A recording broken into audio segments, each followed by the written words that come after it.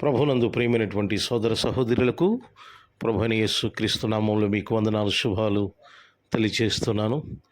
క్రీస్తునందు ప్రియమైన సోదరి సహోదరులారా, ఈ వాక్యము ద్వారా రోజు మిమ్మల్ని కలుసుకోవడము నేను ఎంతో సంతోషిస్తున్నాను. మీరు కూడా ఈ ఆడియో మెసేజ్ ఎవరైతే వింటున్నారో మీరు కూడా దీవించబడుతున్నారని, ఆశీర్వదించబడుతున్నారని నేను అనుకుంటున్నాను. మన అందరి జీవితాల్లో దేవుని యొక్క వాక్యము ఫలింపచేయలాగున మనము దేవుని యొక్క వాక్యమునకు మనం లోబడి మన హృదయాలు తెరచి మనము ఈ వాక్యమును ఆహ్వానిద్దాం. పిల్లలు, ఈరోజు దేవుని యొక్క వాక్యం మన జీవితాల కోసం కీర్తనలు 20 అధ్యాయము 4వ వచనంలో ఈ విధంగా వ్రాయబడింది. నీ కోరికను సిద్ధింపచేసి నీ ఆలోచన యావత్తును సఫలపరచునుగాక అనే మాట మనం చూస్తున్నాం. ఇందులో రెండవ భాగం మనం తీసుకుందాం. నీ ఆలోచన యావత్తును సఫలపరచునుగాక అంటే దేవుడు మన ఆలోచనలను ఆయన సఫలం చేస్తాడు, అనగా జయప్రదం చేస్తాడు. అయితే దానికి ముందు మనం చేయవలసిన పని ఏంటంటే మనము ఆలోచించాలి. మనము ఆలోచన చేయాలనేది దేవుని యొక్క చిత్తము. మనము ఆలోచించినప్పుడు దేవుడు ఆ ఆలోచనను ఆయన జయప్రదం చేస్తాడు. అయితే ఇక్కడ సమస్య ఏమిటంటే చాలామంది ఆలోచన చేయరు, కనీసం ఆలోచించరు. వారి గురించి ఆలోచించరు, కుటుంబాన్ని గురించి ఆలోచించరు, సమాజం గురించి ఆలోచించరు, దేశాన్ని గురించి కూడా ఆలోచించరు. ప్రియమైన సహోదరి సహోదరులారా, ఆలోచన చేయవలసిన బాధ్యత మన మీద ఉన్నది. మనం చేయవలసిన పనులు మనం చేయాలి. ఈరోజు చాలామంది యవనస్తులు వారి జీవితాల్లో ఏమవుతారో, ఏమి సాధిస్తారో, వాళ్ళు ఏమి కావాలని అనుకుంటున్నారో చాలామందికి ఆలోచన ఉండదు. వారి జీవితాల్లో ఈ యొక్క కుటుంబానికి ఎలా ఉపయోగపడతారో ఆలోచన ఉండదు. వారి జీవితాలను ఎలా బాగు చేసుకోవాలో కూడా వారికి ఒక ప్రణాళిక, ఆలోచన అనేది ఉండదు.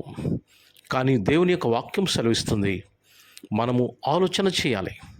ప్రతి ఒక్కరం కూడా ఆలోచన చేయాలి. మన భవిష్యత్తు మీద ఆలోచన చేయాలి. మన కుటుంబం గురించి ఆలోచన చేయాలి. మనం నమ్ముకున్న, మన మీద ఆధారపడి ఉన్నవారు, వారి కోసం ఆలోచన చేయాలి. మన సమాజం కోసం ఆలోచన చేయాలి. మన యొక్క దేశం గురించి కూడా మనము ఆలోచన చేసినప్పుడు ఆ ఆలోచనను దేవుడు సఫలం చేస్తాడు. కనుక ప్రియమైన సహోదరి సహోదరులారా, ఆలోచన చేయటం మన వంతు, దానిని సఫలం చేయడం అనేది దేవుని వంతు. కనుక ఈ రోజున ఏ ఆలోచన లేకుండా, ఏ ప్రణాళిక లేకుండా, ఏ ఉద్దేశము లేకుండా ఎవరైతే ఉంటున్నారో దేవుని వాక్యం మీతో మాట్లాడుతుంది. ప్రియమైన సహోదరి సహోదరుల, you must think your self. నీ కోసం నువ్వు ఆలోచన చేయాలి. నీ కుటుంబం కోసం ఆలోచన చేయాలి. నీ యొక్క సమాజం కోసం, దేశం కోసం ఆలోచన చేయాలి. నువ్వు దేశానికి లేక సమాజానికి, కుటుంబానికి ఎలా ఉపయోగపడతావు, అసలు నువ్వేమవుతావు? ఫస్ట్ ఆఫ్ ఆల్ నీకు నువ్వు ఏమవుతావు? నీకు ఆలోచన ఉందా? ఆలోచన చేయాలి. ఆలోచన చేస్తే ఆ ఆలోచన దేవుడు సఫలం చేస్తాడు. ఏ ఆలోచన లేకుండా, ప్రణాళిక లేకుండా, ఏ ఉద్దేశం లేకుండా ఊరిని అలాగ బ్రతకొద్దు. మనము ఆలోచనలతో భవిష్యత్తు గురించి చక్కటి ఆలోచన కలిగి, rich thoughts you must have. మనకు చాలా ఉన్నతమైన ఆలోచనలు మనం కలిగి ఉండాలి. మన బిహేవియర్ ఎడల, మన యొక్క ప్రవర్తన ఎడల, మన యొక్క మాటలను గురించి కానీ, మన యొక్క సమస్తముల గురించి కూడా ఆలోచన ఉండాలి. నేను ఎలా ఉండాలి, అలా ఉండాలి, ఇలా చేయాలి, అలా చేయాలని ఒక ఆలోచన మనం కలిగి ఉన్నప్పుడు దేవుడు దాన్ని సఫలం చేస్తాడు, ఆయన జయప్రదం చేస్తాడు. కనుక ప్రియమైన సహోదరి సహోదరులారా, ఈరోజు నీ జీవితంలో ఏం చేయాలనుకుంటున్నావో, నువ్వేం అవ్వాలనుకుంటున్నావో, just think and pray to God. దేవునికి నువ్వు ఆలోచన చేయి, ప్రార్థన చేయి, దేవునితో చెప్పు. ఆ ఆలోచన తప్పకుండా నువ్వు యాక్షన్ ప్లాన్లో పెట్టడానికి దేవుడు నీకు సహాయం చేస్తాడు. ఏ ఆలోచన లేకుండా బ్రతకొద్దు. ఏ ఆలోచన, ప్రణాళిక లేకుండా ఈ భూమి మీద ఊరినే ఉండొద్దు.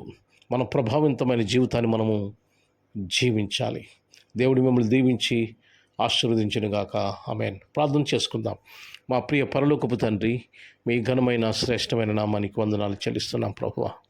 ఈరోజు మా జీవితాల కోసం మీరు ఇచ్చినటువంటి గొప్ప వాక్కును బట్టి మీకు వందనాలు స్తోత్రాలు చెల్లిస్తున్నాం. ప్రభా, మేము ఆలోచన చేయాలని, ఆ ఆలోచన లేకుండా మేము ఈ లోకంలో ఉండొద్దని మీ వాక్యము సెలవిస్తుంది ప్రభువా. దేవా, మేము అనేక విషయాల గురించి ఆలోచన చేసేలాగన మాకు మేము బాగుపరుచుకొని కుటుంబానికి ఉపయోగపడేలాగన సహాయపడేలాగన మేము ఉండేలాగన మీరు సహాయం చేయమని, దీవించమని, ఆశ్రయించమని, ఈ రోజంతట్లో మీ కృపా కాపుదలు అందించమని, ఎవరైతే అనారోగ్య పరిస్థితుల్లో ఉన్నారో యేసు నామములో స్వస్థత కలుగు చేయండి. ఎవరైతే ప్రభువా